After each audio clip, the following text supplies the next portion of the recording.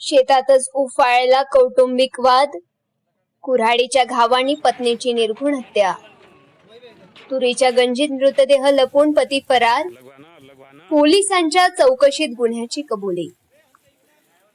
राळेगाव तालुक्यातील बोरी इचोड गावात घरगुती वादातून पत्नीची कुऱ्हाडीने हत्या केल्याची धक्कादायक घटना उघडकीस आली आहे. ही घटना वडकी पोलीस ठाण्याच्या हद्दीत सकाळच्या सुमारास घडली असून संपूर्ण परिसरात खळबळ उडाली आहे. मृत महिलेचे नाव वैजंती माला श्रीनिवास येलके असे असून आरोपी पतीचे नाव श्रीनिवास येलके आहे. दोघे पती पत्नी सकाळी शेतात तुरी काढण्यासाठी गेले होते. याच दरम्यान त्यांच्यात कौटुंबिक कारणावरून वाद झाला. वाद तीव्र झाल्यानंतर संतापाच्या भरात श्रीनिवास याने पत्नीवर कुऱ्हाडीने वार केल्याचे समोर आले आहे. गंभीर जखमी झालेल्या वैजंती माला यांचा घटनास्थळीच मृत्यू झालाय. पुरावा नष्ट करण्याचा प्रयत्न.